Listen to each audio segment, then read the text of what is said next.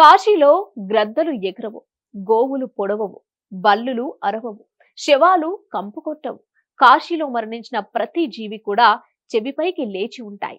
కాశీలో మందిరం చుట్టూ అనేక చిన్నతోవ సందులు కలిగి అట్టి సందులు అనేక వలయాకారాల్లో చుట్టినట్టు ఉండి ఒక పద్మ వ్యూహంలాగా కొత్త వారికి జాడ దొరకకుండా ఉంటుంది.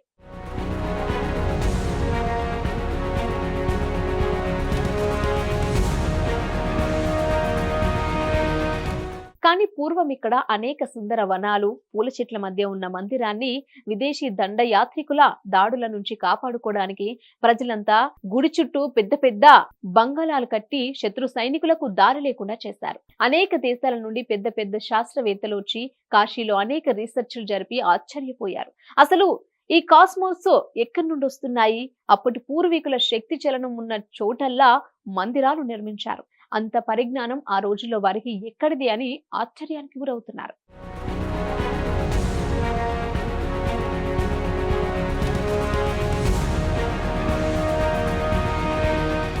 కానీ విశ్వేశ్వరునికి శవభస్మ లేపనంతో ఇక్కడ పూజ ప్రారంభిస్తారు.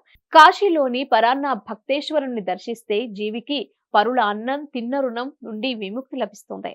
కాశీ క్షేత్రంలో పుణ్యం చేస్తే 1,000,000 రెట్ల ఫలితం ఉంటుంది. పాపం చేసిన 1,000,000 రెట్ల పాపం అంటుతుంది. విశ్వనాథుణ్ణి అభిషేకించిన తర్వాత చేతిరేఖలు మారిపోతాయి. ఇక్కడి శక్తి పీఠం విశాలాక్షి అమ్మవారు జగతంతటికి అన్నం పెట్టే అన్నపూర్ణాదేవి నివాస స్థలం కాశీ. ప్రపంచంలోని అన్ని భాషలకు తల్లి అయిన అతి ప్రాచీన సంస్కృత పీఠం కాశీలోనే ఉంది. కాశీలో గంగమ్మ తీరాన 84 ఘాట్లున్నాయి. ఇందులో దేవతలు, ఋషులు, రాజులతో పాటు ఎందరో తమ తపశక్తితో నిర్మించినవి ఎన్నో ఉన్నాయి.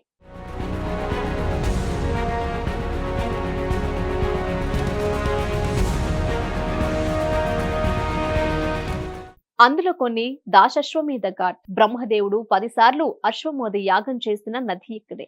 రోజు సాయంకాలం విశాలమైన గంగా హారతి జరుగుతున్నది. మణికర్ణిక ఘాట్ ఇది కాశీలో మొట్టమొదటిది.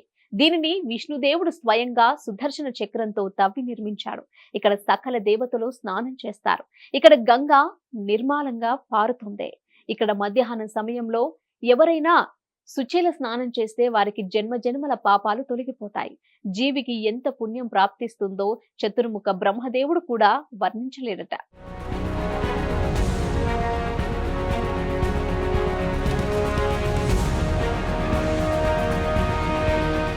హనుమాన్ ఘాట్ ఇక్కడ జరిగే రామకథ వినడానికి హనుమంతుడు వస్తూ ఉంటాడు.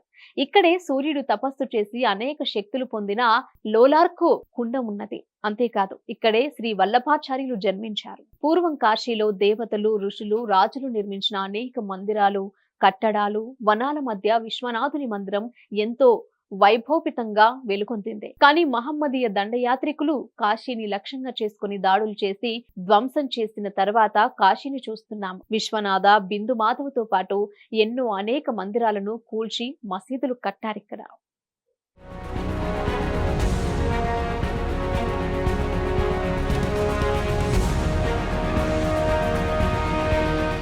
హిట్ టీవీ యాప్ ని డౌన్లోడ్ చేసుకోండి. ఇందులో short news, live news, entertainment movies అన్ని అవైలబుల్ గా ఉన్నాయి. Please download Hit TV app. Hit TV app hit TV app ని ఫ్రీగా డౌన్లోడ్ చేసుకోండి.